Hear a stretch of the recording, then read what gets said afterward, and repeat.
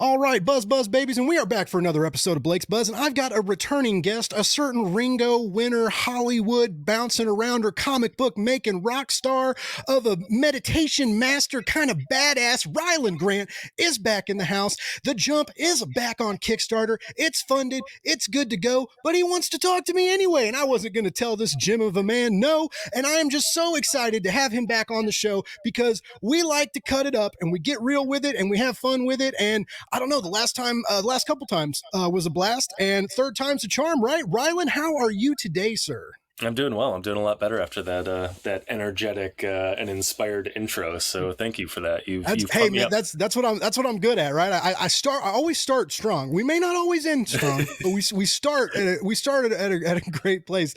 But yeah, man, it's like we were kind of talking in the green room. Like you've been busy. You've been traveling with the family overseas, working on some big Hollywood productions that are really exciting. The State of Consciousness trailer recently dropped. It looks cool, but I can't understand anything they're saying. Unfortunately, I tried to find like English subtitles and stuff for it. I was like, but the cinematography and stuff looks cool. It looks really intense and high paced and cerebral, and that's exciting.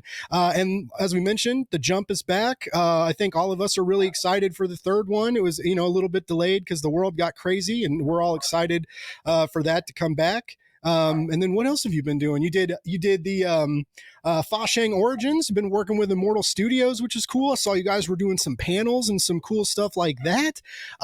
You're a very busy, very energetic and talented person. So I mean, like, why do you keep coming back on my show? But like, what's going on, man? Like, I mean, do you ever sleep, or are you like a power nap person? Because you got a little kid too, right? Those Yeah, I they got a keep you up 6-year-old. too. Yeah, 6-year-old, and we were talking in the green room. Everybody here's sick right now, so people waking up in the middle of the night coughing, and so I'm limping a little bit right now, but I'm doing well. Yeah, busy is good, man. If I'm not busy, I get into trouble. I get sad, I get slow. Hmm. So yeah, it's good. It's I don't know, trying to make a living as a storyteller. I don't think you can. I don't think you can just. I don't think you can make a living exclusively as a comic book writer or a screenwriter or whatever. Yeah. I think that you have to be a storyteller. You have to, have your hands in in a lot of pools these days.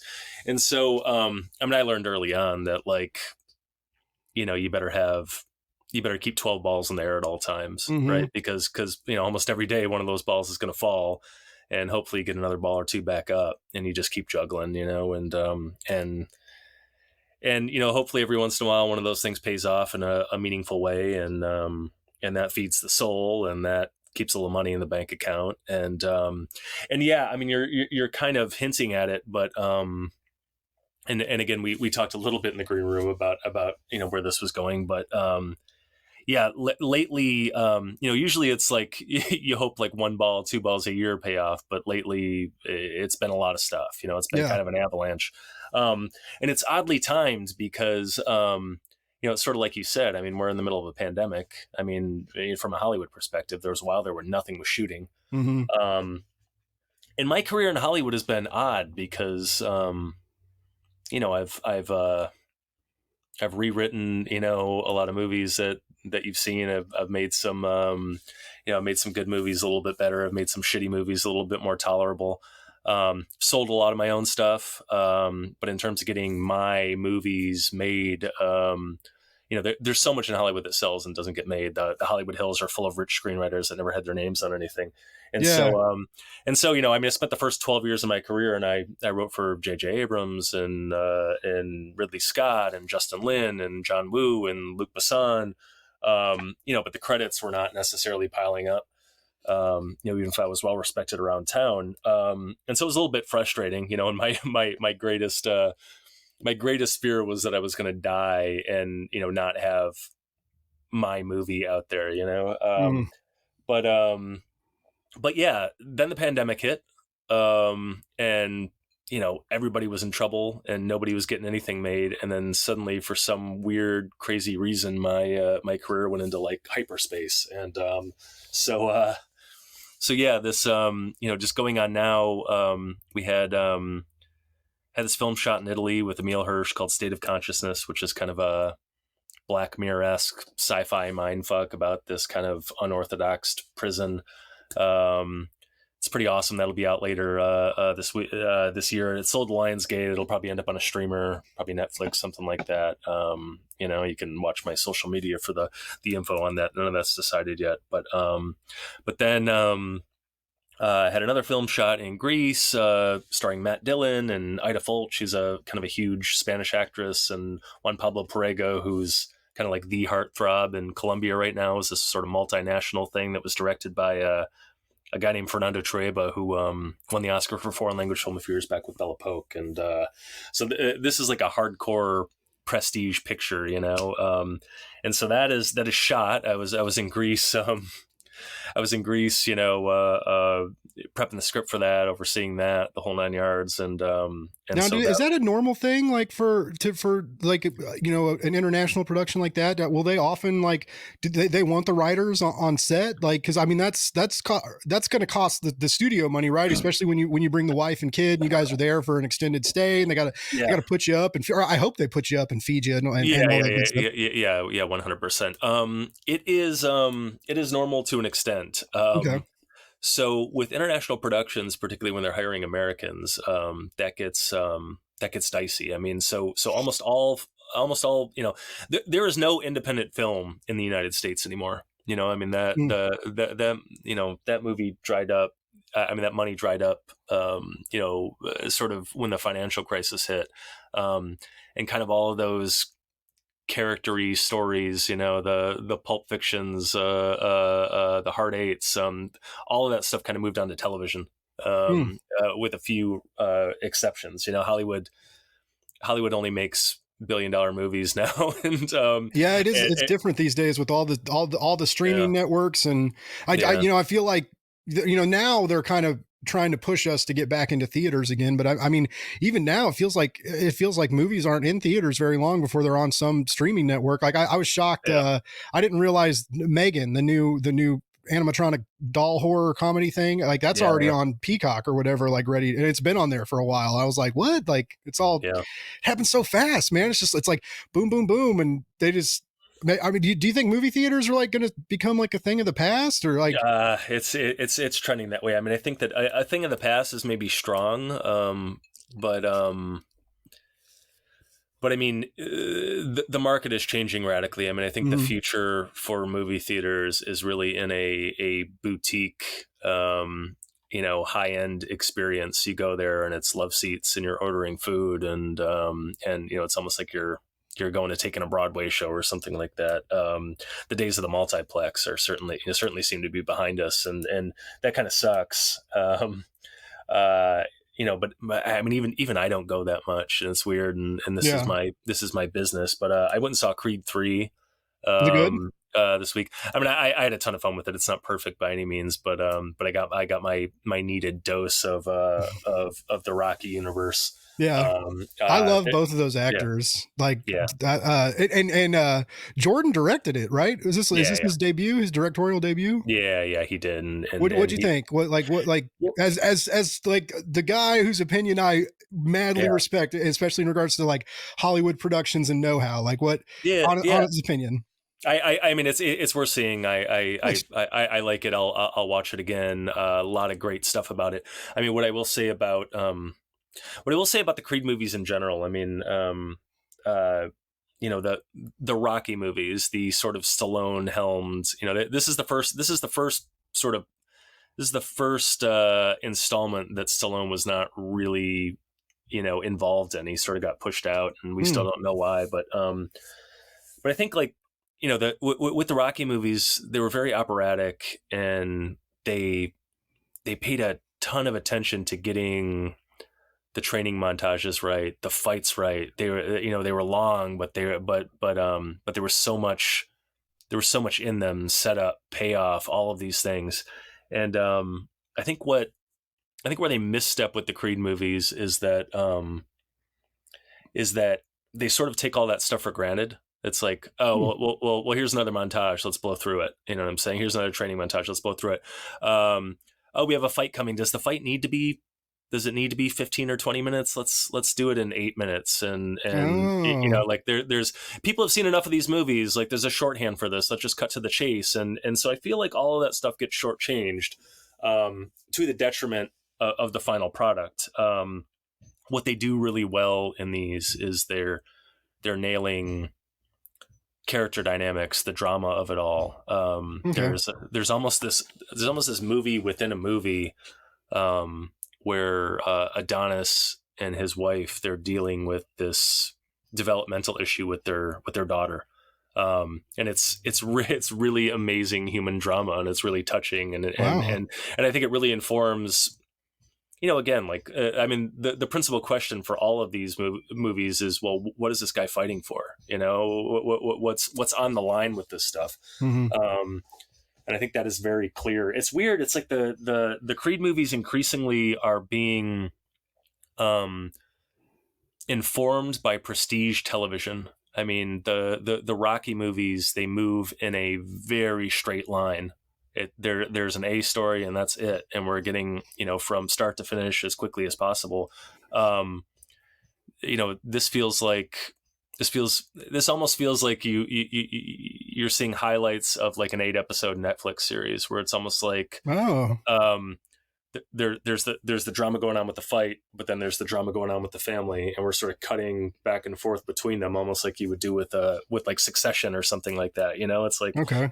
here's the Tom story this week, and But they and don't they now don't we're gonna go have to the Logan 6 to story. 8 hours, right? To Yeah, yeah, do like what a yeah, season of high profile television does, or high yeah. a big streaming network production. Yeah, yeah. I mean, you know, we've seen about 6 hours of Creed content thus far, and I think it adds up to something that's pretty cool. Yeah, I mean, I don't know that any of this is criticism. I mean, I guess the shortchanging the training and the fights is a little bit of criticism, but I mean, I like it all. I'm saying Mhm. I'm noticing that it's different, and I'm still processing it.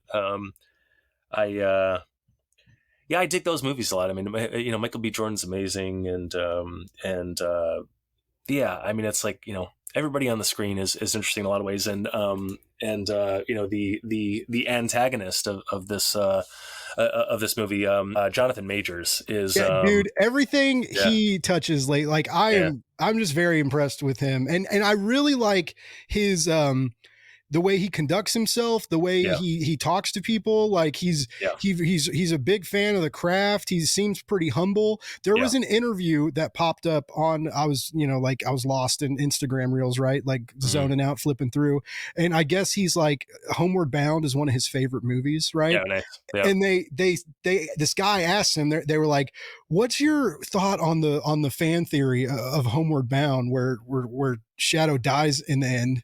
hmm, So basically, like when he falls down and can't get up, there's this hmm, fan theory that like he dies, and basically dog heaven is him and the other dogs returning to the family, or him and interesting, the dog and the cat. yeah, And you can tell how hard it, like Majors is like, oh man, like when he's limping and he's like getting emotional in this interview, and the guy's like, dude, I'm sorry, I know you have tons of press to do today. And that's really funny, he like almost shuts down. He's yeah, like lost in thought. And I'm just like, man, if a Hollywood, a top tier right now, the hot Hollywood actor is like his cracking, right, like emotionally yeah, cracking over Homeward Bound, I was like, that's my kind of dude. Like yeah, yeah, I he's just all in really on it. appreciate that. Yeah, it's good. The Homeward Bound theory is interesting. It's like the Top Gun Maverick theory that it's all kind of a fever dream as he's dying during that test flight. Oh, Um, I haven't. Okay, I have you not haven't heard. heard this one? That's insane. Yeah. So I've heard two. I've heard two very like humorous and very This is interesting. the like the new movie where he's like Yeah. flying in Yeah. space. Top Gun Maverick, which I think is Oh incredible, shit, and you talk about movies to see in a that theater. that would I have was killed the there theater. on day one for an IMAX screening, and it was incredible and made me. It was everything that was great about movies. So you haven't seen it yet, No, we watched it at home, and it blew my Yeah, mind. yeah. And so there is a theory out there.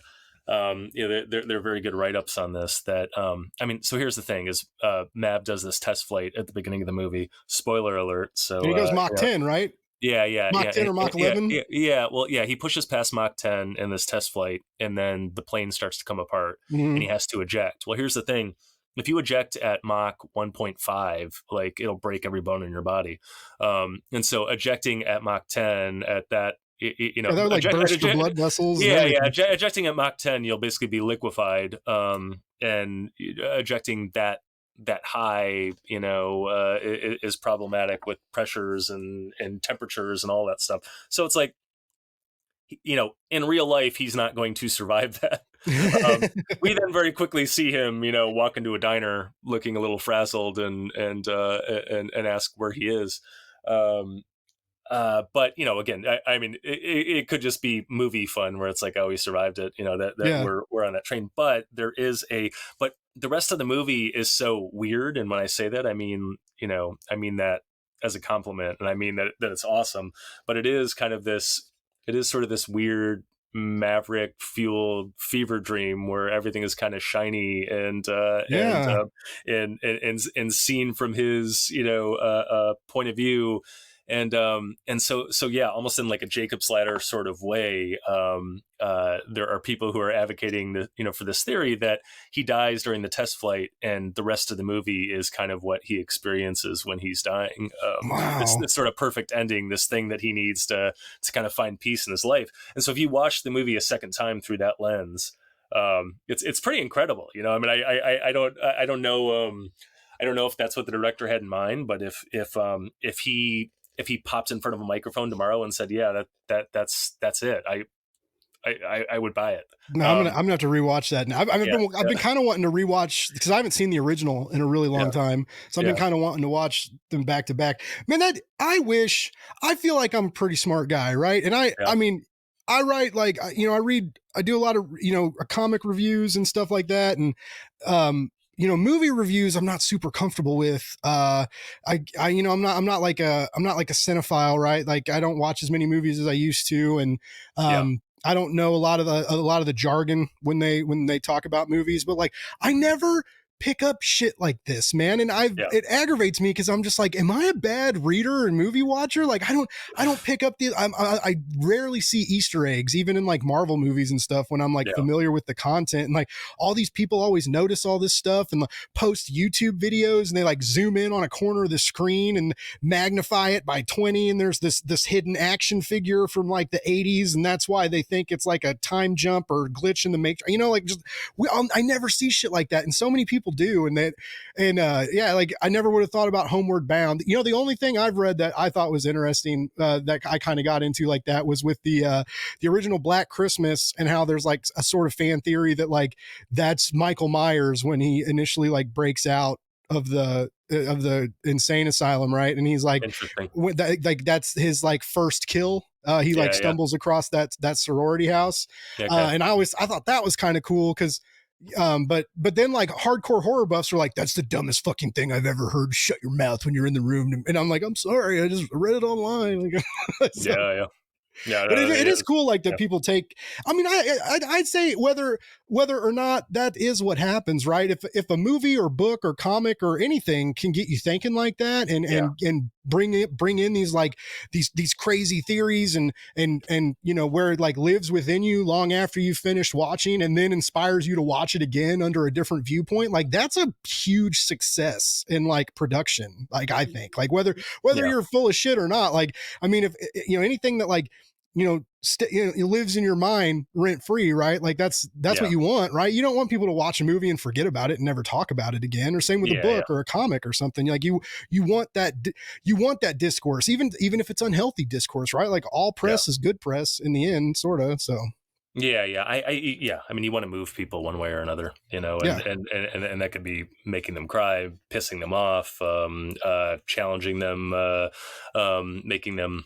look in a mirror in an unpleasant way, all of those things. And the idea that you want the story to continue, that you've created such a rich world, a rich universe that you can keep kind of mining it for more stories. I mean, that's what Marvel did. That's what DC did. Right. And that's what Stallone did with this Rocky universe. I mean, it is what is really interesting is like, in a Cobra Kai way, or like, obviously 4 Karate Kid movies and then Cobra Kai, which is awesome. And there's probably more content coming from that universe, but yeah, the idea that we have Adonis Creed, Drago's son is the antagonist in the second movie, Mhm. but he's back in this one, just kind of in a supporting role. He's still in the universe, floating around. Um, uh, Wood Harris is playing Duke's son, Okay. who's Creed's trainer, but then his business partner in this third movie, and he's you know yeah, perfect. Like I'm all in on Avon Barksdale being fucking Duke's son, and he's incredible, and he gives me the same like you know tingly goodness feeling that I got from Duke back in the day. Um, and yeah, just the idea that this is you know I don't know. This is continuing on through time. We're spanning time. We're continuing on through the generations. And there's a little hints of that to torches that keep getting passed, Mhm. and at the end of the Creed movie, I don't want to spoil it, but yeah, it's fun. I mean, it is the ultimate compliment, and sometimes I don't know. Sometimes you come back to something that's terrible, right? But the idea that um, I mean, you asked me how Creed 3 is, and it's such a high bar to clear. You know what I'm saying? Yeah. So for me, is it Rocky 3 or Rocky 4? No, but is it is it like one of the top 5 most enjoyable things I've seen in a couple of years? Yes, absolutely. Nice. Well, I mean, yeah, Yeah, nothing yeah, has to yeah, be yeah, like yeah, that's what aggravates me yeah, about a new superhero movie discourse, yeah, right? Because like, yeah, first of all, I think because of all the Star Wars and superhero content we've been getting, and like in yeah, one way we're blessed with all that, but I think yeah, we're because it's oversaturated the market, that like big wow factor is kind of gone, yeah, and we are also spoiled to it. Like yeah, it's like if you go to the movie theater and fucking Thanos doesn't like rip the screen in half and actually walk into the theater and like yeah, beat everybody up and snap his fingers and dissolve half the audience. It's like, man, really? Like I paid yeah, $20 for this, and like people are so picky now, and it's just like, calling something fun. A lot of people will take that as an insult. Like if you yeah, call somebody cute, right? And it's just yeah, it's like, oh, I'm cute. I'm not hot. I'm not fucking. I'm not making you sweat and yeah, uncomfortable. I'm just cute. And it's like that kind of discourse, and it aggravates me, and that's why it gets intimidating to talk about movies and stuff online, because people get so fucking personal yeah, about shit, and it gets real intense real quickly, and like I'm not trying to like get in fights with people over like King the Conqueror. Like yeah, I got yeah, I yeah. got better shit to It's do. pretty fucking stupid, and you're right. I mean, we are so dulled to this stuff. I mean, I remember when the Black Widow movie came out, or I don't know, maybe that one's even a little divisive, but like Guardians of the Galaxy 2, and Mhm. people are like, oh man, that sucks, and you see people, they do their rankings of best and Yeah. worst Marvel movies or whatever, and they try to put Guardians of the Galaxy 2 in, and it's like, first of all, like that film's awesome, and, Yeah, and those yeah, always stick out to me. yeah, and even even fucking Black Widow, if that was the first superhero movie you ever saw, your You'd have mind would loved be it. your mind would melt. You know what I'm saying? like Yeah. like and I for me, Black Widows. I mean, if I were gonna rank them, that would be probably near the bottom, right? But it's still. I mean, it's still like incredible, and the actors are still awesome, and it's just the bar is set so high. And I mean, it's also weird because I mean, the MCU wise, we're at this period of transition, right? Where it's like, well, Mhm. Iron Man, Captain America, the sort of the cornerstones of these franchises, they're gone now, right? And Yeah. so we're transitioning, and so now it's you know, uh, now it's Spider-Man, now it's Doctor Strange, Mhm. we have a new Captain America, and it's like, well, it doesn't feel as it feels like we're getting the B team now to a certain degree, Yeah. and that's problematic. But it's like, um, but people don't realize how good they have it. You know what I'm saying? Right. It's Yeah, exactly. it's this idea where it's like there are you know there are people all over the world that can't fucking eat, right? And Yeah. like and And we're we're pissed off. complaining about superhero We're movies. pissed off because we have to eat steak again. It's like, man, Yeah. I had steak 3 times this week. Yeah. I really wanted Ecuadorian food Yeah. today. It's And not even yeah, Wagyu. It's just USDA yeah, Prime. yeah, Like, give me a break, world. yeah. Yeah. So, I mean, that's where we're at right now. It's an embarrassment of riches, and we Yeah. don't even realize it. And yeah, it is weird. It's like, I mean, I understand your hesitancy to throw in on this stuff because it's like, yeah, people think that there's an ultimate answer to this stuff. It's like something is either good or bad, and if we just get on Twitter and hash this out, we're going to figure it out. But the only thing is, like, I'm right and you're wrong, and so we're just going to keep arguing until you embrace all of my Yeah. theories, and it's weird. And here's the thing: is like, I mean, I think it's why. I mean, you asked me why the hell I'm on your show. It's because you do this the right way. And I mean with your show, with your podcast, I mean with your comic book criticism, and I'm sure if you got into movie criticism, it would be a similar thing. It's like, here's the thing: is like, I have no respect and no love for people who tear down, you know, Yeah. people who create things. It is so fucking hard to get a movie made or to make a Hmm. comic book, and even the stuff that doesn't work, people are pouring their heart and their soul into these things, and you know, it takes, I mean, with the movie, it takes hundreds or thousands of people to make one of these things, Yeah. right? There's a lot of stuff in there, so it's like, so there are people that get off, particularly on Twitter, about getting off and being like, "Oh, this sucks," and yeah, these people should be shot for making this, and blah blah blah blah blah. And like, what does that do for the world? Yeah. That's fucking gross. And you're spending time doing this, but then there are people like you who, I mean, you see and read stuff all the time that you're not crazy about, but you don't feel the need to stand on a soapbox Yeah. Yeah. and tear it down.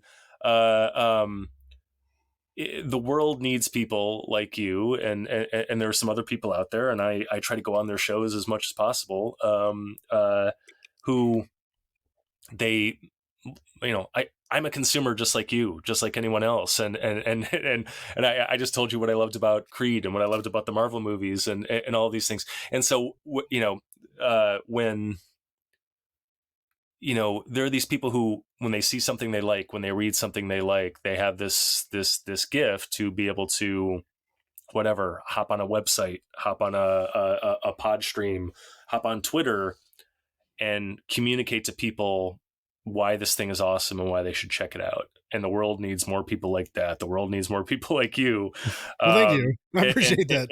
and if we had more people like you and less of these acidic fucking Twitter assholes tearing everything down, I think the world would be a lot better place. People would be a lot happier. There'd be a lot more great art made. Yeah. And so yeah, I think that's important, man. I mean, you know, and even, I mean, I certainly appreciate home runs like Top Gun Maverick and you know, and whatever, but I also appreciate when people swing for the fences and don't quite clear it, right? Yeah. Because we're all so fucking safe in everything that we do right now.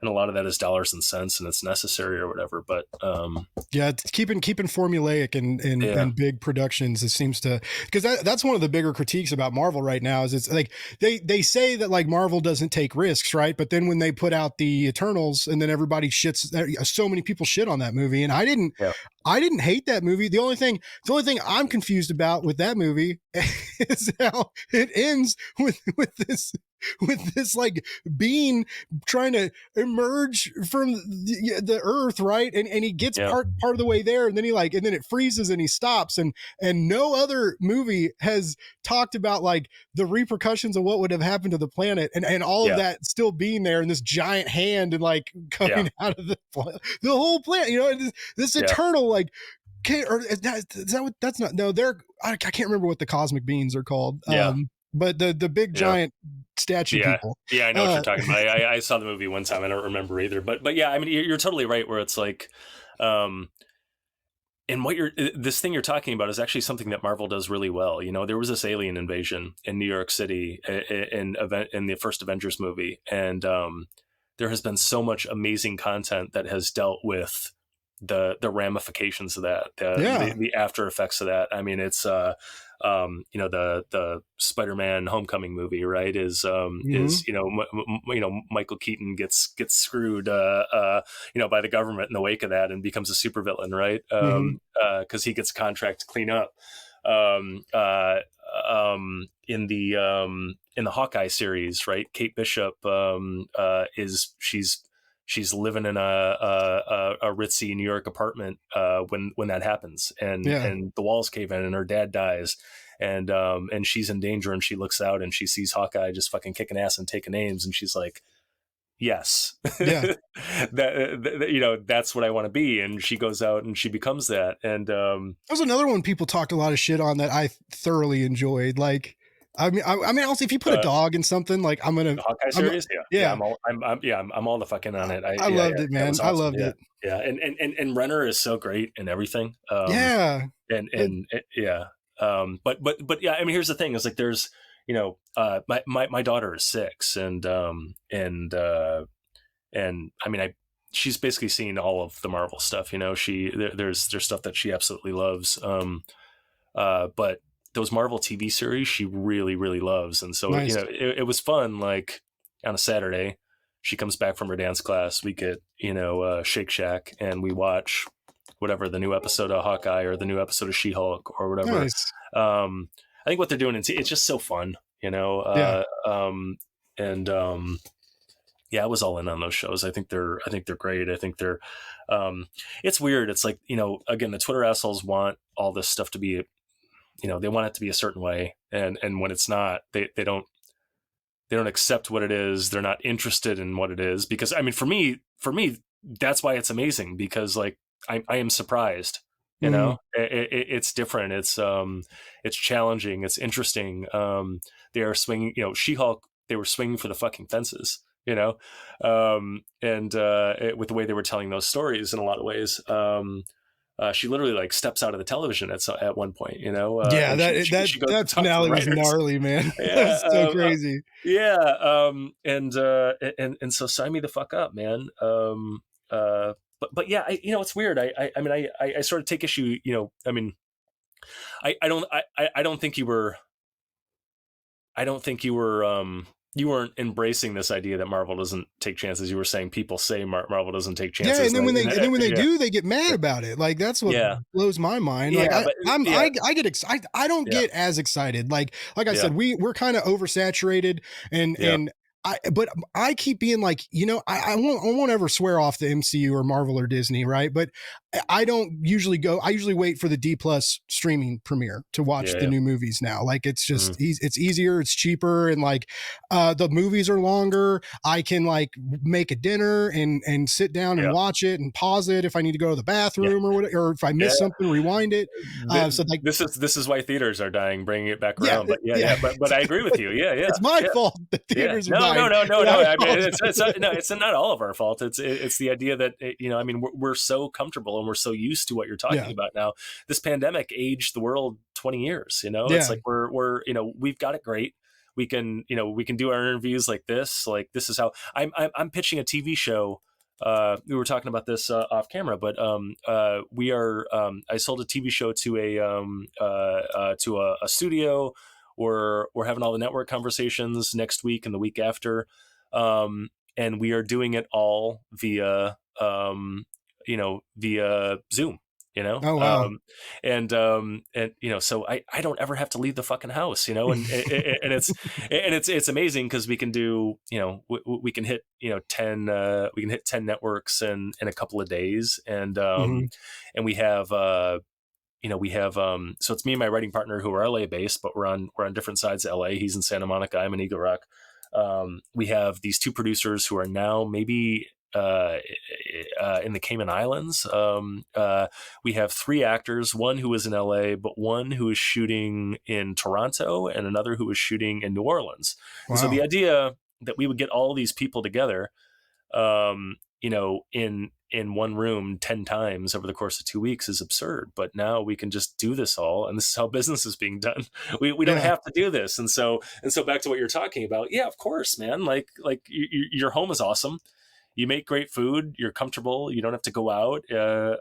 So yeah, watch that fucking movie in the, in the safety and the comfort of your own home. I will And say last weekend though, we went, do you watch anime at all? not so much. No. Okay, so like Yeah. the new Demon Slayer premiere, Okay.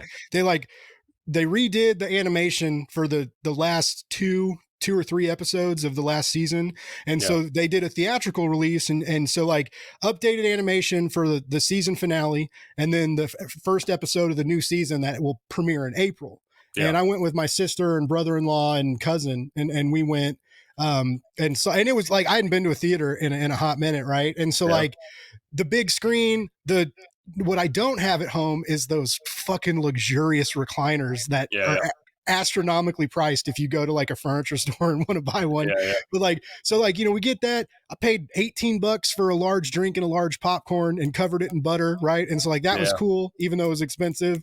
Yeah. But like, yeah, when the trailers hit, and then like when they played the anime intro song, and it was like I was like, oh, like it reminded me why some things are cool to see in theaters, because it had been a while since I went, and it was Yeah. cool. Like, you know, I was with friends, you know, like we all hanging out together, and it was a good day. Yeah. So yeah, that was fun. But yeah, I mean, most often than not is yeah, it's part of it's easier, you know, and we pay all this, we pay a lot of money for a lot of different streaming outlets, right? Like we have all these subscriptions, and they keep adding new ones like every year, right? Yeah. Like that want to lure you in, Yeah, and well, I mean, that's going to be, yeah. I mean, that's why streaming is in trouble right now, is that there are so many options, and there's too much. Yeah, really what's going to happen is these things are going to start to consolidate, you know, and you know, we'll have. I heard they're all going to go into one box, and they're going to call it cable. Yeah, there you go. Yeah. I don't know if it'll be, but you know, but I mean, it's not going to be surprised if I'm not going to be surprised if Disney sells Hulu and Hulu ends up merging with something else, and Yeah. you know, there's just you know, and a lot of these other ones will kind of get gobbled up, and but yeah, that, I mean, that's, we're still figuring out how to do this, but it's like, but you know, I mean, here's the thing is like, I mean, this is where we're at now, where it's like you and I go to the theater so rarely now, right? I mean, there's certain things I had to see Top Gun Maverick on IMAX day one. I'm such a fan of the Rocky franchise that I was in the theater, you know, week one. I'm still thinking about going to see Cocaine Bear in a theater, because I think it's just so bonkers, and I think that might be worth the trip. And just being like Ray's last movie too, like it just would be cool to see him on the screen one more time. Yeah, I think there's very little. I still haven't gone to see Ant-Man, and I still see most of the MCU. I mean, I think I've seen all but maybe one or two MCU movies in the theater. I didn't see Eternals, but that was, and a lot of that was a pandemic thing. I didn't see Black Widow, but that was when Disney released that right to their streamer, and you know, that was a whole thing. But you know, it's like, so I mean, you and I grew up going to the movies and loving the movies, and half the reason that you and I are on here talking about this shit is because we spent so much time in a movie theater, right? But so that's us, right? And it's not working for us anymore. And so what happens when my daughter you know, when my daughter is our age? I mean, and people like her are kind of running the show, you know, they're the primary consumers. Like, who's going to go to the fucking movies? My daughter is 6 now, 6.5, and she has been to a movie theater once or twice in her life, you know? Oh, wow. You know, so, yeah, I mean, it's just not, I mean, she loves streamers. She's 6, and she can find anything on any streamer she needs to. And so that's what life is like for her now, you know? I blame my dad, because my dad and I used to go to like all the big nerd movies, and we used to see them in 3D, because like forever ago we went and saw Dread 3D, and like that was both of our first like 3D experience, and we were like, blew our fucking mind, man. And I love that new, I love Sly's Dread still, but like the new Dread was great. And then we went to we saw Man of Steel in theaters together, and like that was great in 3D. And that used to be a deal, but now my dad's old, and has this weird deal about sitting in, he's not very tall. So he Yeah. has like this weird hang up about sitting in furniture when his feet don't touch the ground. So he doesn't like movie theater chairs because of that. And then Oh, wow. he like falls asleep easy sometimes and stuff. So like, I can't even, when I'll like try and pay for him to, like, when I went and saw the new Batman in theaters, I had to Mhm. go by myself, and I was like, Dad, I was like, come with me, man, I'll pay for you. And he was like, I went late. It was a late show, but he was like, no, I'm good. I'll watch it later. And I was just like, Yeah. God damn it, man. Like, so I can't even like, like even when I'm like trying to, and my friends don't often want to go see movies either, right? There's just like, Yeah. it's just a thing that like people don't, it's yeah, like you said, like when we were growing up, man, and I also remember like when theaters used to have arcades, and so like Yep. not only would we go see this movie,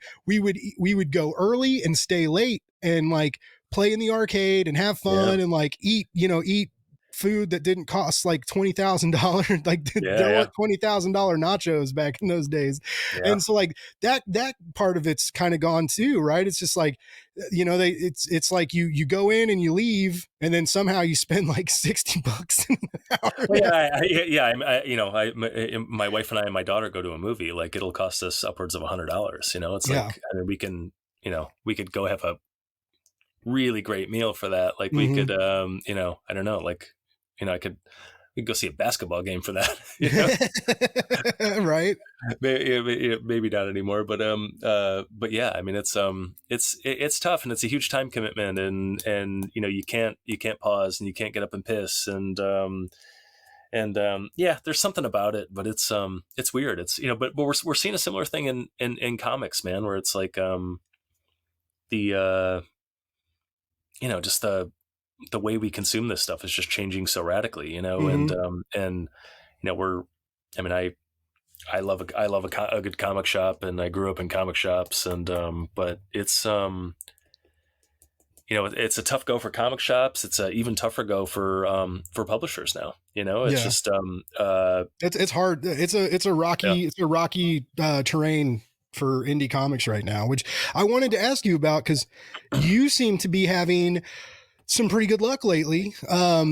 And I mean, you've had good luck, and part of it is your audience that knows you and loves you and is there for whatever you put out, right? But I mean, I feel like you're sitting at you're at 7,900 right now for Jump 3, Yeah. and was this one of your like did have you day one funded before for the Jump, like, or was this a first for Jump? It usually takes a couple of days. Okay, I think when I did Peacekeepers, we funded in about 36 hours. nice, But then it was a slog after that. yeah, But yeah, the jump's taken a couple of days generally. This is very quick, and it was very energetic. It's funny, it's sort of as we talk about this, it seems like things have cooled off a little bit. Kickstarter's really weird right now. You got to kind of keep stirring the pot and keep things fired up, but. mm-hmm. But yeah, I mean, this is actually it's good that we had such an enthusiastic response. I mean, I sort of couch that, and that, I mean, here's the thing: is I don't like to complain about what's happening on Kickstarter for me, because it's the average creator goes on Kickstarter and they're struggling to make $3,000 or something like Yeah, that, and I mean, my campaigns generally do whatever 15 or 16, and we'll you know we'll do that. We might do a little more than that this time, but you hope every time that you're going to get the like stratospheric campaign. yeah. Some of these campaigns will just take off, and suddenly it's your $60,000 campaign, and you're off to the races on this Trying to stuff. get that And Charlie Stickney money. yeah, and or that boom Andy Diggle $1 million expanse campaign yeah, money. yeah. Well, I don't know about that, but that Charlie Stickney thing would be nice. But here's the thing: is I was off. I was off Kickstarter for about 2 years. Mm-hmm. It's a little misleading because Immortal Studios ran the Fashing Origins campaign, when I wrote that. But I didn't, I helped promote it and stuff like that. But that was not my campaign. I was not running it.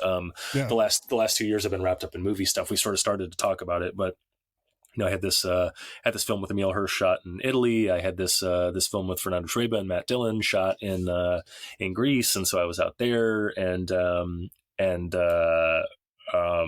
then I'm prepping this movie that is about to shoot in Germany. with Uli Adele, who's another kind of Oscar winner director, and then I sold this TV show to Lionsgate, and we're prepping that. So for the last 2 years, I have this pesky day job shooting. Writing film and TV, right? And so my day job has not allowed me to do a Kickstarter. So I am back. For some reason, I am back while we are having all the network conversations on my TV show, which is not ideal. But yeah, so I was gone for 2 years. Long-winded way of saying that. And so coming back with issue 3 of The Jump after a 2-year hiatus, I am very happy with the enthusiasm that sort of my fan base has shown, but also just the platform at large. Nice. It's such a great place to take something. I mean, it's I've obviously put books out in comic shops, and Fashing Origins, Dynamite's going to put that out too. Yeah. Signed a big deal with Dynamite, with Fashing kind of as the flagship of that, and so that'll be out in comic shops again. But it is a really weird time to put stuff out in comic shops. Obviously, I don't know if you're with Boom or you're with Image. Great, great, strong publishers right now, and sign me the fuck up. We can talk about the intricacies of that in a little bit. You'd probably find it interesting, but man, I don't want to name names necessarily, but for the last 2 years, I've not been completely away from comics. I've obviously been working on Jump 3. I finished The Peacekeepers. Okay. I've only put issues 1 and 2 on Kickstarter this far. I have 6 issues done now. Oh wow! And I haven't had the time to do the Kickstarter.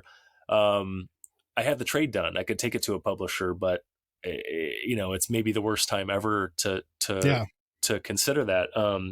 I've done 4 issues of Fa Shang. The world's only seen 1 of those. Wow. So I've been working, but also I've had business with a lot of upper middle tier, second tier publishers going on that has been really rocky. If you've been reading headlines, you can probably sort of glean what I'm talking about. Yeah, definitely. I don't want to name names necessarily, but yeah, it's been such a tough go, and again, when I'm writing these movies, I'm writing these TV shows, and I can write my own books, like just a lot of times where I end up in this place where I'm like, why am I doing this? Or why would I do this? You know what I'm saying? Like, why this seems to be a waste of time. And so I'm looking at this stuff, and you had Charlie Stickney on recently, and maybe he said something similar, but it's like, almost all of these publishers, I don't know what they have to offer me. Yeah. And I don't know what they have to offer the average person. I mean, here's the thing. And you don't know if they're going to be around. You don't know if they do offer you something, are they going to be able to make good on that offer? And is the book ever going to come out? And if it doesn't, are you going to get the rights to that book back to be able to take it somewhere else or do something on your own shoulders with it? Like, Charlie Stickney is very out. He is on the front line saying, like, he's fighting hard for indie comics, right? But he's being very real with people. And he's like, there are going to be a lot of companies shutting their doors, and there's not a goddamn thing we can do about it other than make the comics ourselves and go to Kickstarter and use that crowdfunding platform and the audience that we've built ourselves to try and sell our, like, he's out there, like, taking people to church on it. And I see it, and I agree with it. And I worry because, there's still, a lot more people have been turned on to Kickstarter the last couple of years, but there's still a lot of people that are like, it's too expensive, I can't afford it. Or, even now, like, so many get picked up after the fact and will drop in a shop, right? Like, I won't name names either, but there was recently a comic that I backed on Kickstarter and paid $13 for, and it got picked up by a publisher.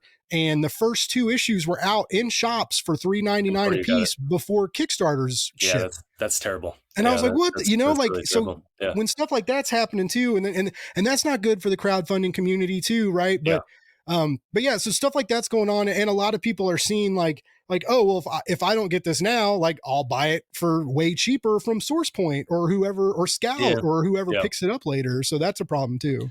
Yeah. I mean, I think on Kickstarter, you definitely need to create a premium and exclusive experience, and Yeah. you create something special with the fans. And if you're not doing that, and if you're not respecting that, then you have no business being on the platform. But yeah, there's just so many fucking hoops to jump through with this crap, and half these guys are going to be out of business in a year Hmm. anyway, and I mean it's not for everybody. Here's the thing: is you look at you've had David Pepos on, right? Yeah. Yeah, and great guy, and maybe my best friend in comics, and I called my shot 2 years before he ever signed the deal that he was going to be writing for Marvel, Yeah. and almost 2 years to the I was given an interview like this, and somebody asked me, maybe I was given an interview with Previews World or something like that, and they asked me, yeah, what are you reading, what do you like, and I'm like, like Spencer and Locke is incredible. David Hmm. Pepos is meant to do this. In 2 years, he's going to be writing Avengers, and almost 2 years to the day, Pepos got to go on his Facebook and say, hey, I'm actually writing Avengers. Yeah. So I called that, but so if you want to follow that path, like you have to kind of climb a ladder. Like Pepos had to do his he had to do his Action Lab book before he could do his Aftershock book, and he had to do his Hmm. Aftershock book before Marvel would look at him. And so to a certain degree, there's this ladder that you have to climb. It's not quite as set in stone as it used to be, but to a certain degree, there's that. But here's the thing: it's like I have no desire to write Savage Avengers. I couldn't write Savage Avengers. Like what Pepos did is fucking incredible, but he's a Hmm. Marvel encyclopedia. If, Yeah. if if Marvel came to me and said, "Hey, we want you to do Savage Avengers, like pick your team and write," I didn't know those characters. It's what I love about his book is that every time I read one of those issues, he makes me fall in love with a new Marvel character that Yeah. I sort of knew about but didn't. Yeah. And I don't have that in me. I mean, could I write like a great Hulk annual or something like that? Could I write a good Tony Stark story? Sure. Yeah. But Pepos is writing literally everything, and so if you're doing that, it's like I again I have my movies, I have my TV shows, and I like to tell my comic stories Hmm. on the side, and so for a guy like me, and for a guy or a gal who's sitting at home and just wants to tell their stories, like these companies don't. I mean, here's the thing: is like you make very little money putting as a creator putting comics in comic shops. If you have a big image book, maybe you make a couple of dollars. But unless you want to be that kind of workman, I'm getting a page rate. Sort of, it's really hard to make Hmm. a living doing that. But you can make your book. You can go to Kickstarter, and you can make a couple of dollars. And the first thing is, I mean, every time I make a trade, right? If I'm going to put a 4 or 5 issue trade together, that's going to cost me anywhere from 15 to 20 to $25,000 Wow. in art.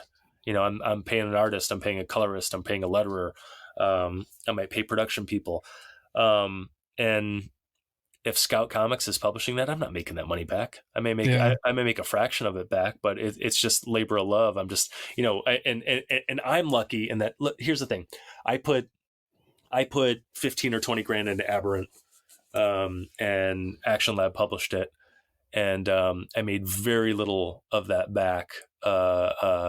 Putting it in a comic shop. Where I made my money back is that I'm a Hollywood guy. I was able to get Aberrant set up as a TV show 2 weeks before issue 2 hit comic shops, and then I got paid for the property, and I got paid to write a Oh.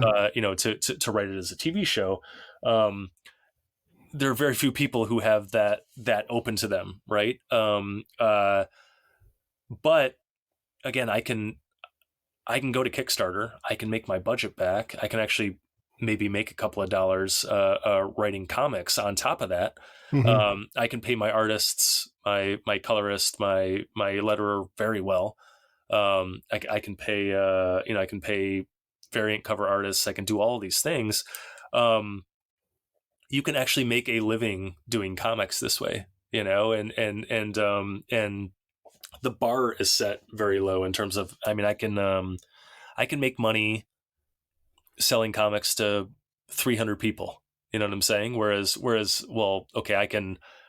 I can go to Scout Comics. My issue one can sell 10, 12,000 copies, and I make a couple of dollars, and so If you sell 10,000 copies on Kickstarter, you're gonna be sitting pretty. yeah. You're gonna I mean, even after paying the production cost of yeah, like the yeah, additional shipping and printing supplies, I mean, all that's yeah, factored into yeah, the higher price point too, right? But yeah, yeah, that's interesting because yeah, yeah, I heard that the other day, like at Image or something. Like if you sell like if you're putting out an issue a month, right, and yeah, you sell like 5,000 issues a month, and like the small paycheck you get for that, yeah, like for and that, like that sounds like a decent number for like a writer who's like wanting to do that, and as opposed to like people getting on Kickstarter and getting like 300 backers maybe, which is yeah, pretty good for like a new yeah, number yeah, one unheard of,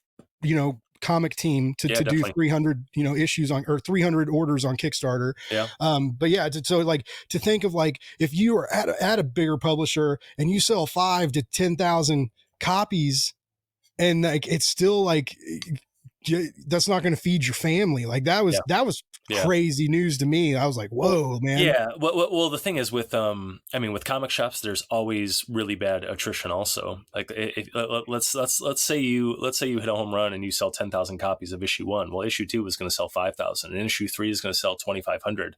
Mm, And issue four is going to sell 1,200. wow. That is the math of putting comics in comic shops.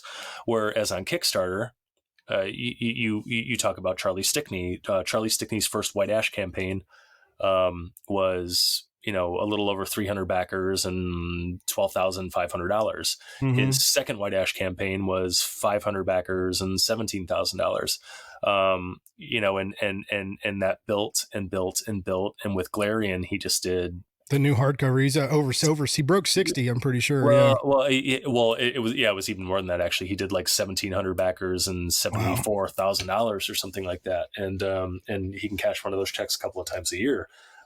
So it builds. You know what I'm saying? So the economics of it, and the economics of it are so good that that Boom, that Boom is taking their books to Kickstarter, Mm-hmm. SourcePoint, all of these places.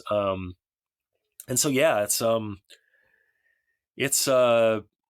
it's trouble for the publishers. It's trouble for the comic shops. We are changing the way we consume this stuff, just like we're doing with television, Yeah. and it's sad in a way because certain things are, if they're not dying off, they're ailing. Mm-hmm. Like movie theaters are. But yeah, I mean, in a lot of ways, it's good news. I mean, here's the thing: is for me, um, there used to be gatekeepers, right? There used to be five guys, and they were white men in their 40s and 50s that got to tell you if your book was worth a damn or not, right? You had to wait for permission from one of these like five assholes to do your book. You don't need that anymore. This world is wide the fuck open. You can go on Facebook. You go to God, what is the name of the site? Connecting Comic Book Writers and Artists, and there's something like 35,000 members, and it's basically like an artist gallery, and it's all people looking for work. Oh, wow.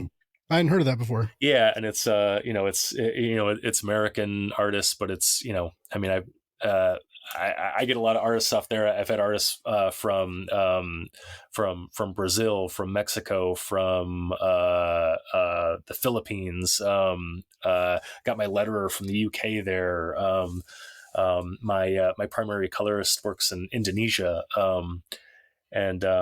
and we communicate via email, and I pay them via PayPal, and we've never met, but we love each other, and and I've worked with them for years.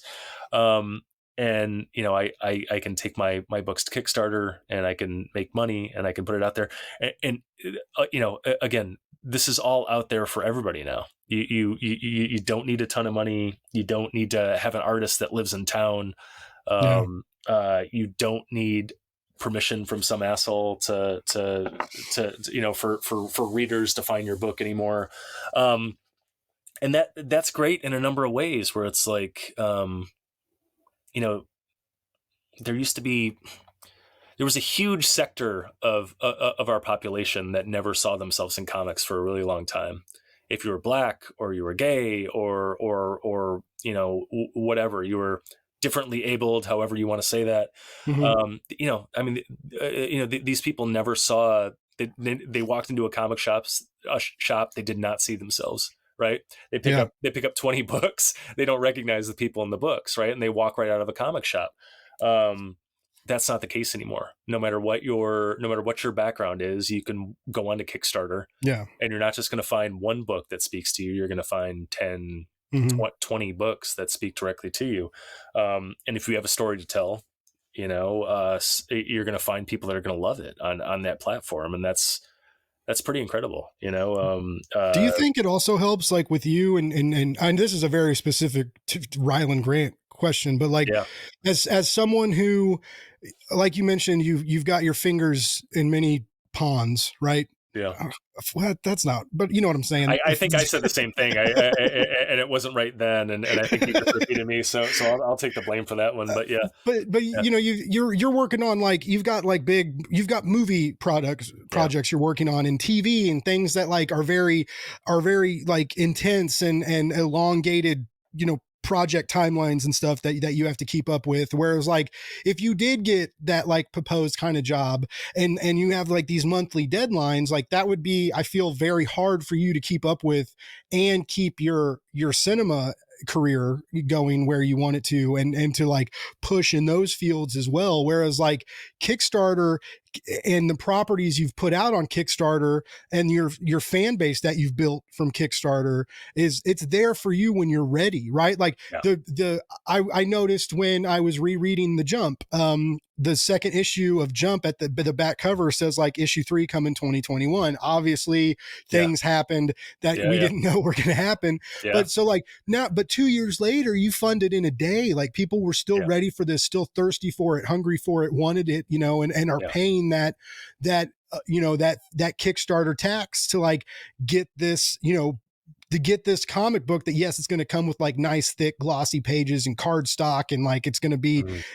and you have a Cadillac, yeah, record of shipping the products safely and getting them to your people. So like you have all that going for you, but it's very much, it's there for you when you're ready. yeah, It's not like you're having to keep up with these crazy deadlines on top of your other crazy deadlines. Like you mentioned, like you've launched this campaign. It's great that it's funded, but you're still having to promote, go on shows and do stuff, and mm, while you're pitching this new TV show and doing all this other stuff. So I mean, I think for people like you, and also like people with like extensive day jobs and just have a dream of wanting to put out a comic, like you don't have to sacrifice as big of a thing, as big of an element of your life to like do this. It's you don't have to do one a month. You can do one every 6 months or yeah, five, like you can do yeah, a couple a year, 3 a year, maybe, like some people do more, but it's very much like catered to the individual, and yeah, it lets you be in control of like so many aspects, like from production to shipping, from page count to how many variants you want, to how often you want to yeah, release an issue and all that, right? And so like I feel like Kickstarter is a good place for you, but simultaneously I was also real fucking stoked when you signed up with Immortal, right? yeah, Like and it was and then I love Immortal, right? And I love Peter, and all those people are so great. Like you were all on the show last year, or yeah, yeah, I think it was last yeah, year yeah, when we had like that launch party, and it I think they're doing really great things, and putting agency into character, like you said, like they're making a culture scene and yeah, celebrating it, right? This whole wuxia movement is very cool, and so many people don't know about it, and now they do because of this, and even more people are going to learn about it once Dynamite starts dropping all yeah, these new issues in store too, so it's like I get why you like Kickstarter, and I think it works great for you and other people in similar positions. But yeah, like I just think I was really glad like you teamed up with Immortal. First of all, like Fa Sheng was fucking baller. It was so yeah, good. Dexter is so talented, and like and I loved like the research you all put into it, and it felt very real.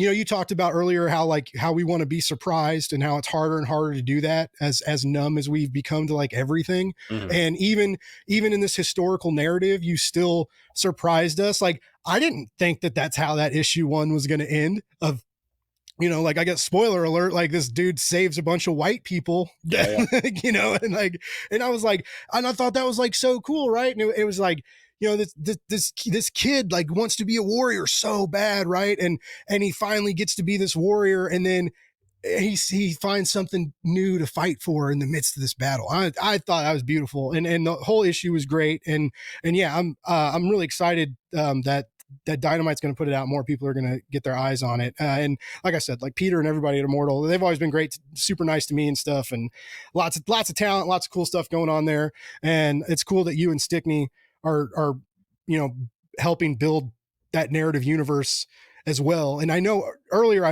we kind of touched on it, but like you've done some panels and stuff with them at cons and stuff too. Like how's the reception going? Like when you do like a Kickstarter panel, like even when you guys can say Dynamite, Mhm. but Dynamite hasn't put the issues out yet, right? Yeah, So yeah. like unless people have been on Kickstarter, or you can go to the Immortal Studios website and order the comics, but like I mean, are you getting like good feedback? Like do people know what you guys are talking about? Or have they gotten the product? Like is it Yeah. like what's that like? Yeah, it's very well received. Yeah, I mean we just did a big event with kind of the Immortal super fans at the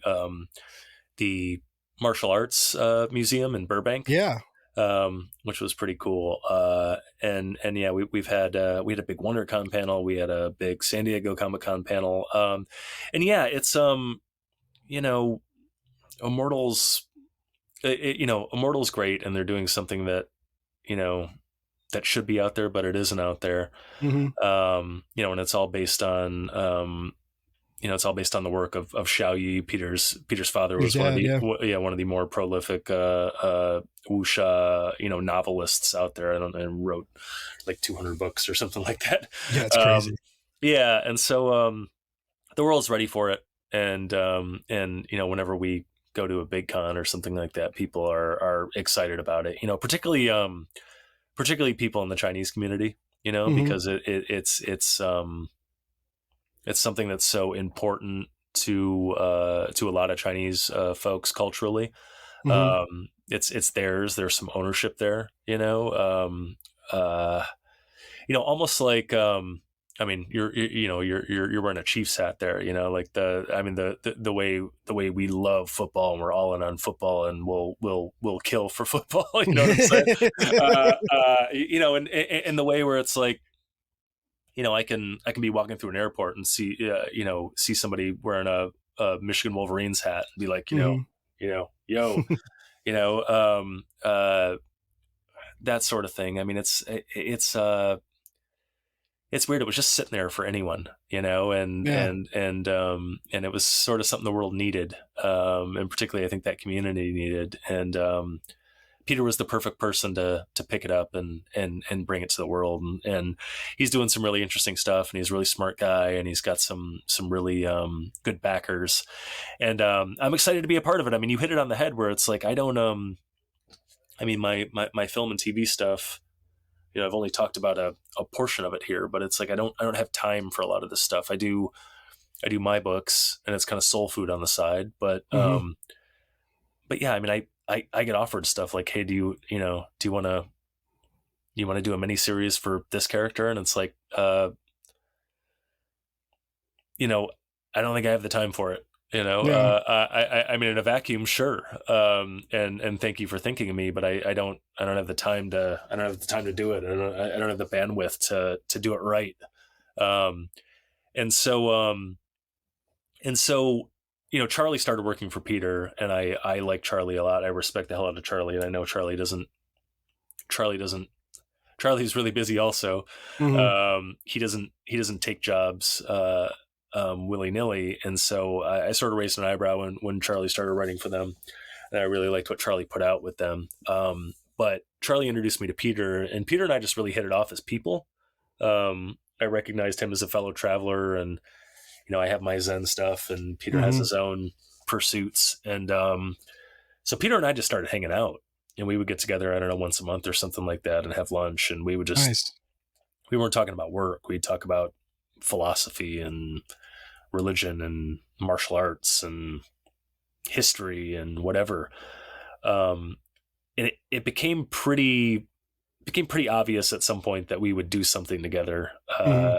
We just didn't know what, and I don't know if I'd have the time for it or whatever. And Peter called me up at some point, and he was like, "Hey, I have the thing," and I was like, "Ah, shit." I sort of hoped it wasn't the thing because I didn't have room for it. And then he showed it to me. He showed me the sort of seeds that became Fa Sheng eventually, and I read it and I got it, and I understood why he came to me for it. It's about I mean, that story in particular was important to me. I'm a one of the weird lines in my bio is that I'm an ordained Soto Zen Buddhist monk, and Mhm. when you're ordained in any sect, you get a lineage chart, and I can follow my lineage back, all the way to the Buddha, originally, but Buddhism was brought to China, and when it was brought to China, it was brought to the Shaolin Temple, and so I can follow my lineage back to the Shaolin Temple, and so I'm writing this I'm writing this story about a monk at the Shaolin Temple right around 1900, and so I am actually examining a Wow. link in the chain of my lineage. And then at the same time, I do a lot of martial arts stuff. I'm all in on Kempo right now, and I'm studying Kempo and teaching Kempo and competing in tournaments. As a Yeah, I saw Kempo. you post that big ass trophy the other day, man. Like, Yeah, yeah. My first karate tournament since I was 15, and yeah, I did pretty well. But Kempo, the Kempo lineage goes back to the Shaolin Temple also. When this guy named Bodhidharma brought Buddhism from India to China, he brought it to the Shaolin Temple, and he encountered these monks who were out of shape and in dire need of something to kind of motivate them and invigorate their bodies. And so he taught them this series of exercises that eventually sort of morphed with some of the stuff that was going on in the region and became Shaolin Kung Fu. And 100 different versions of Shaolin Kung Fu were spun off from the temple. One of those versions made it to Okinawa, and married with some of the things that were going on in Okinawa, and became something, became a new form of karate. And eventually that moved from Okinawa to Hawaii, and again, married with some of the local culture, and that became Kempo karate, American Kempo karate. And so in two very different ways, I can trace my lineage back to the Shaolin Temple at this time. And so it was really meaningful. And so and this is a story about a monk at the Shaolin Temple, a Buddhist monk, and it is about a guy who's, he's young, he's 18, and he thinks he has the world figured out, and then the world just delivers him a big fucking shitburger to eat, right? mhm.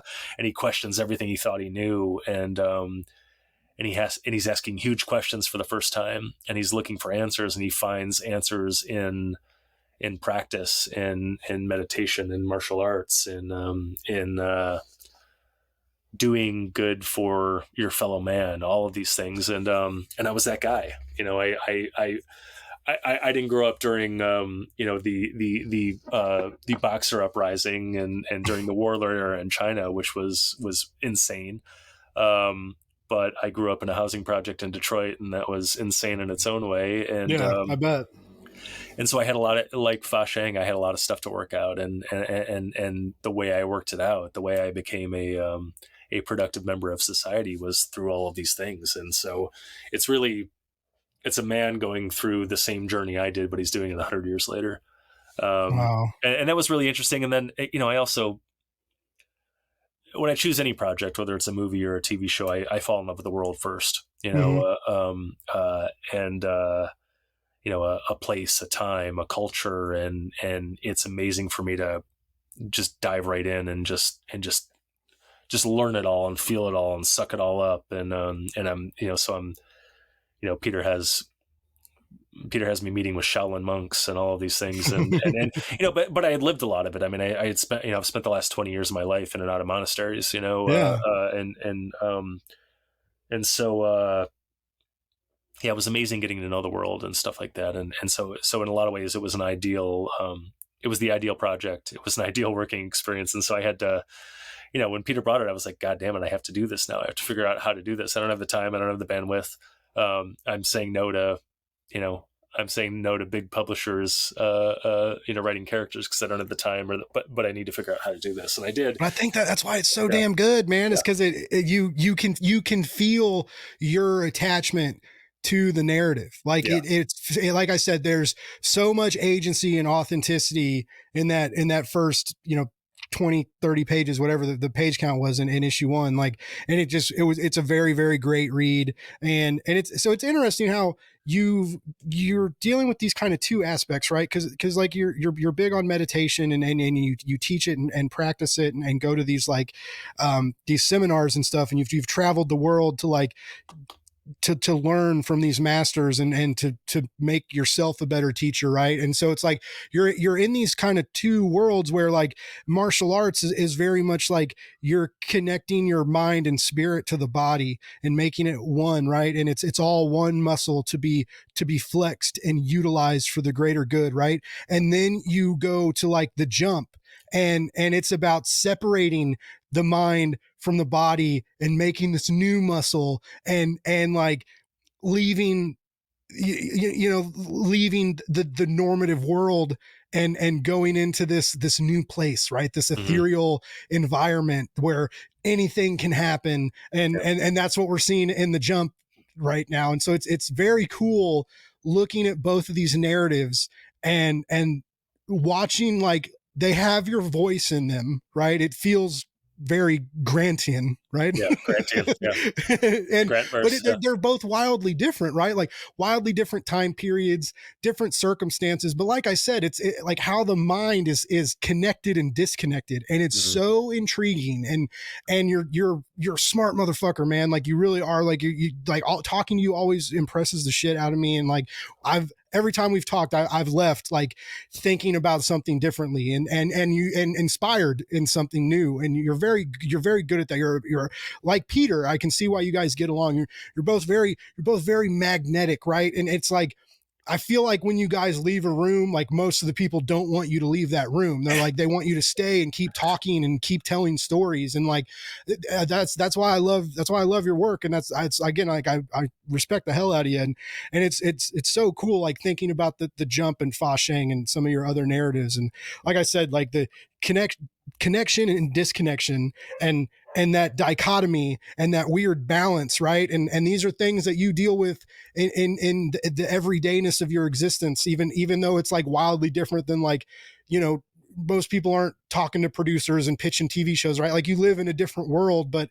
there's you still like remind yourself to be human and to like separate yourself from all that, whether it's to tell a story or just to find balance in yourself or to keep from going over the edge or whatever, like I think that's so cool. And it's so impressive how much you can put into these stories, even when it's about like a fictional character, or a historical character from 100 or more years ago. Like, and it's so cool, man. And that's why I'm really glad that like, even though you were gone from Kickstarter for a while, I'm so glad that like your audience, like I said, we were all sitting here. We knew it was going to happen eventually.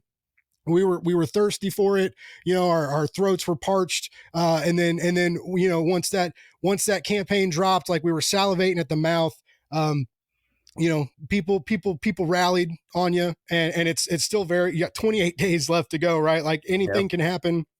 And it's very cool. And I'm glad. I think I'm glad it happened. I think you deserve it. I mean, I didn't think it was going to be like a ghost town, like the world forgot about Rylend Grant, right? But it's a reminder of the power of Kickstarter, the power of having an audience on a crowdfunding platform that will like basically follow you to the ends of the fucking earth and wait for you if you need to catch up, right? And Yeah. I think that's really cool. And and the jump is amazing, and Fashing is amazing, and all your other properties, like you just tell really good stories. I can't wait to see your movies, man. Like the new stuff you got coming out, like this new TV show, these foreign films, like it's so exciting.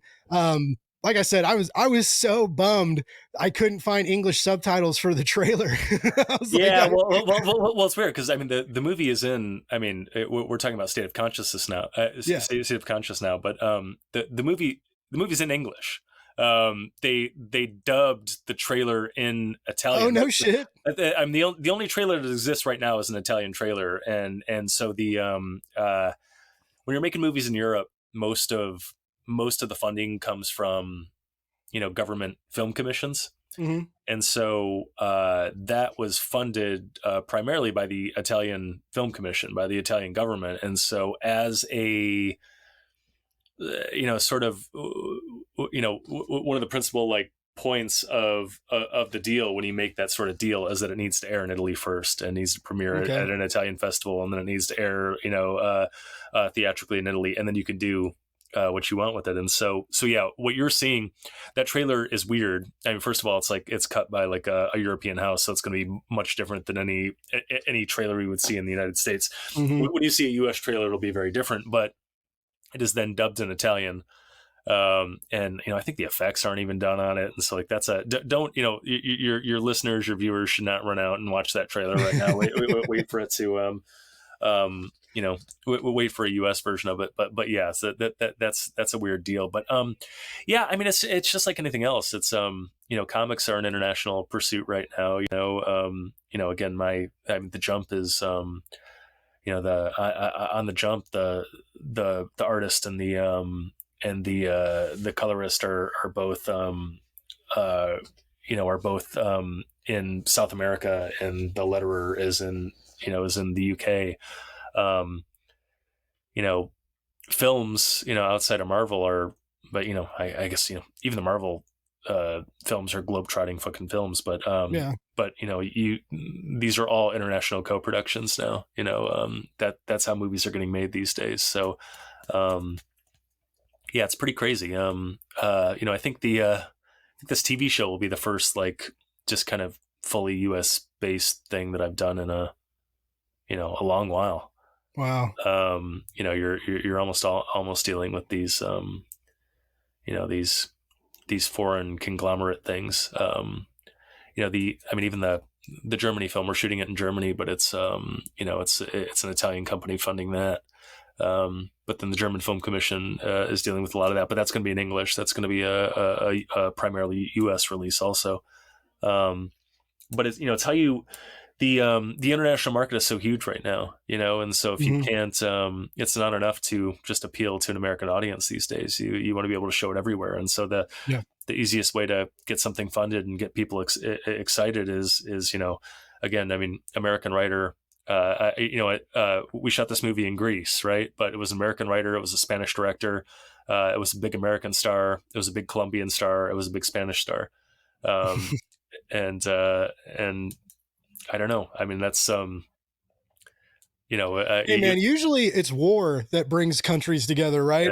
Yeah. So it's nice. It's nice to have like cinema bring countries together in a less violent way, right? I like that. I like we're all people. We all have different cultures and insights and viewpoints. Like, yeah, let's fucking bring it together and get weird and make a cool movie. Like I think more of that should happen. I think that's rad, especially if they're gonna like fly you and your family out overseas. And so not many people get to do that, right? It's just so cool. And I guess you're so humble, like when you talk about this stuff, and even when you talk about like your own work, whether it's in Hollywood or comics or writing or scripting, whatever you've done, like you're always so chill and calm and excited to be there. Right. And I one of the other things like I love about you is you're very like humble and real. And it's not, the first time I talked to you, I was nervous. But like as I've gotten to talk to you more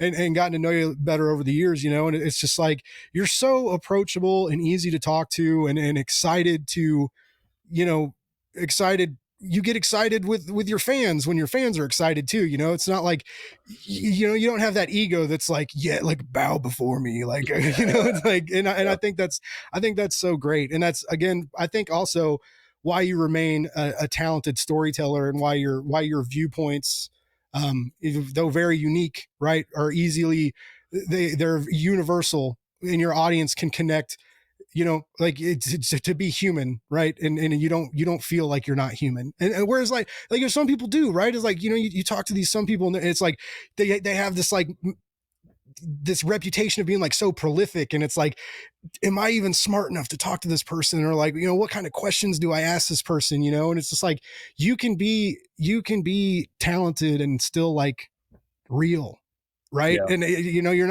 you're still very much like, you're like, I'm a guy, I like going to the movies, that's why I make good movies, right? And I Yeah. think that's important, and I think that's why earlier I very much appreciated it when you said that the scene needs more people like me, and that meant a ton. But the same goes for you, sir. Like, comic books and cinema needs also way more people like you that are there for, you know, no matter where you are on the stratosphere of creativity, you know, whether you're press or a peer or just a fan, and you treat everybody the same.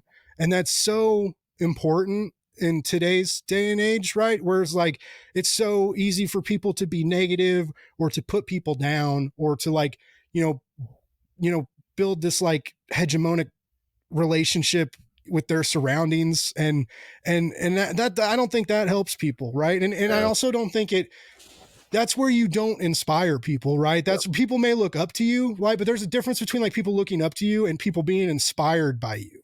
And you're able to do both of those things. You're able, like, it's easy to look at you and say like, wow, that would be amazing to be like at that, to have that kind of like creative power and opportunity, but also to be like, maybe I could if I worked hard on it, right? Like, and you put that, you instill that vibe in people, which is very hard and rare, and I, that's what I appreciate about you. Well, yeah. I mean, thanks for saying that. And you know, I'm a fan first. You know, I'm still a fan. You know, I still I still get excited about the books that are coming out and the movies that are coming out. I told you I was there. You know, Top Gun day one, and I was fucking giddy. You know, and you know, you know, I've been fortunate that I've been able to meet a lot of my heroes. You know, Yeah, sometimes just as a fan, but sometimes, sometimes in a business setting, you know, I sat across the table from Wes Craven and broke a movie with him, wow, I, my first job in Hollywood was, I was basically like Oliver Stone's shadow when he was prepping Any Given Sunday. You know, I emptied the waste baskets in Martin Scorsese's office when he was cutting Bringing Out the Dead. You it's know, crazy. And you know, I guess I won't say which ones, but some of those people were incredible to me. You know, and some of them were really awful. You know, and it and it crushed me. And you know, I'm not you know, I'm not on the level of those people in any sense, but I've learned a lot from them in terms of you know, how you handle yourself in a Yeah, professional setting, but also just, you know, also just in a human setting. You know, the best of those people are just people. You know, and they treat everybody they meet as people, and yeah, um, yeah, I don't know. I mean, yeah, so I just try to, you know, here's the thing. I almost got really rich and really famous when I was pretty young. You know, when I was 24, I kind of blew up, and I got really close. And I think if I would have went stratospheric then, I probably would have been a complete disgusting asshole. Um, but I fell then, and you know, and I've fallen a few more times since then. But every time I got back up and I kept going, and I think I'm a lot better for it. You know. yeah. I mean, that's cool. I Yeah. did want to. I know I've kept you for about an hour and a half, and I know you're under the weather. But you were okay. So I was creeping on your IMDb page Yeah, earlier. yeah, Okay, so like I love Suburgatory, and you were in an episode. You were like a waiter in Suburgatory. yeah. I've done. You know, you hang around Hollywood long enough, and you know, your friends are doing things, and you get invited on set for a day, and yeah. I mean, I'm in like a shot or something like that. I slam a dish down in front of somebody, and I'm annoyed with them. Um, but yeah, it's you know, I played a dead body on CSI one time because of a friend. There's And then just who a were you? You were in Winter Soldier. I got to go I, back and I was in the background of a scene. You know, okay. I'm not. You know, these are not. These are. I didn't have lines. You know, in any of these things, but yeah, there's a lot of weird Hollywood stuff that goes on. But yeah, I think playing a dead body on a CSI episode was it was one of my dreams. It was you know, maybe 5 items on my bucket list, and that was one of them. So that one's checked off. Nice. Yeah. Well, Rylend, like I said, I know I kept you for an hour and a half. Always time just flies by when I talk to you. It's always such a pleasure. You're an awesome human being. You're telling great stories. It looks like you're making great movies. I'm so stoked to when those are available to watch. Like I'm really excited. It's you and Brian Edward Hill are like the two like comic book Hollywood crossover folks I've like had on my podcast, and like you both make me seem like really cool. Like I'm like cool by proxy now because of you Yeah. guys, and so I like thank you for that. But I know real quick, I just want to remind people that the Jump. Issue 3 is out. You can get all 3 issues and your backlog. You can get everything through the campaign, and there's some really cool variants, and you can get custom variants and all sorts of cool stuff. And like our friend Bearded did, he did that Back to the Future cover with you. I know him and I keep getting the same guests. I saw he just dropped the interview with you, and I was like, damn, he always is like a week ahead of me with like guests. It's crazy. Yeah, that was just the shuffle. I think I reached out to you guys at the same time because you're two of my favorite guys. But you get the same guests because you guys are both great people, and so you know the creators know that. And so when I don't do a lot of these things, but if I'm going to do a handful of them, I'm going to do your show. I'm going to do his show. I'm going to do Cheers to Comics. And I don't know, maybe one or two others, but I know I'm going to have a good time here. I'm going to have a good conversation. I'm going to leave smiling. So yeah. Well, that's good. Thank you. And so the polite podcast host that I am, like, can you? I'm not I don't know if you have like a newsletter or anything to subscribe to, or where's like what social media outlet is best to follow you on. But like, where do we keep track of you and keep track of these new projects you got coming out? I am at Rylend Grant on all forms of social media. If you're watching, you can see how it's how it's spelled RYLENDGRANT. If you're just listening, does this go on the pod dishers as audio or yeah, it'll be audio, and then I've been putting them on my YouTube channel for the video chat just to kind of get some extra clicks. Yeah, I always spell it because it's not a real name. My parents just sort of drunkenly arranged letters and saddled me with it, and so now I have to spell it for everybody. But yeah, that's the best way to find me. Twitter, Instagram. I'm on the Facebooks also, but that's kind of a different animal. But yeah, and you can get the Jump on Kickstarter. You go to Kickstarter, search the Jump. That's or you can go to bit.ly / the Jump 3. That'll take you right there also.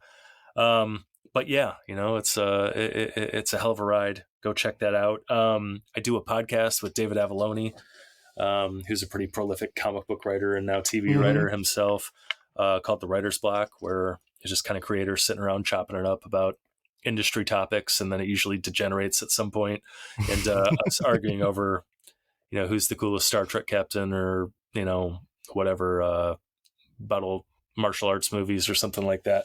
That's a good podcast. We've had we've had Matt Fraction and Stan Sakai and Kevin Eastman on, and it's again, it's just creators talking shop. It's always a good time. So check that out. That's that's on Apple It's a Pods. very And cool show. yeah, I will say I've listened to a few episodes. I haven't definitely not listened to all the episodes, but like what I've checked out is great. And yeah, like great industry talk, great writing chats, and yeah, when you guys go off the rails, it's good too. The tangents. yeah. We always go off the rails, and we won a telly. So it's the award-winning Writer's Block podcast. Nice. So go check that out. But yeah, that's about it. And you'll if you follow my social media, you'll see like I said, State of Consciousness should be out probably on a streamer later this year, and Haunted Heart, the Grease film, probably have a big festival debut at some point later this year, and then the the the rights in Spain sold to Netflix already. It wouldn't surprise me if that became a Netflix original all across after it'll have a theatrical release and all that stuff. But we'll see. And then I'll know in about 2 weeks where this TV show is going to air. So very exciting, man. Well, I'm glad you got some cards up your sleeve, right? Yeah. It's exciting to see what you got coming inside and outside of the comic book realm. As always, an absolute pleasure to talk to you, ladies and gentlemen. I cannot say enough good things about this man, Rylend Grant. I love his comic books. I love the Jump issue 1 and 2 were bangers, and issue 3 is worth the money, whether you go digital or get a fancy, sexy variant or whatever your jam is. I highly recommend checking that out on Kickstarter. And like I said, you can get the back issues if you need them, or you can just hop on and get issue 3. It's a really, really cool comic about getting outside of your body and literally like the craziness that can happen when you're kind of trapped in your own mind in a sense. And I can't wait to see where it goes. Like there's this whole thing I don't want to spoil that we get to know like once like issue 2 starts coming along and wrapping up. And so issue 3 could go anywhere, and I just feel like it's going to be crazy. It's a paranoid thriller at the heart of it, and I described the elevator pitch as it is Inception meets The Bourne Identity if it were dripping with macabre, and directed by David Fincher. So I think it's a pretty good elevator pitch. So that's a real good elevator pitch. So it is. You've done this before. You've pitched some things. It is very cerebral and very spooky and interesting, but it's a kick-ass action movie. I write action movies for a living, and this is going to blow your doors off. So a little bit of something for everybody. So some meat, some vegetables. Fucking go eat. Go eat, ladies and gentlemen. And on that note, I'm going to wrap it up. Thank you, everybody, for listening. Share, like, subscribe. Go give Rylend all your money on Kickstarter. He deserves it. He works hard. His kid, we got to pay for these streaming networks for his kid. She's got stuff to watch, and we got to pay those bills.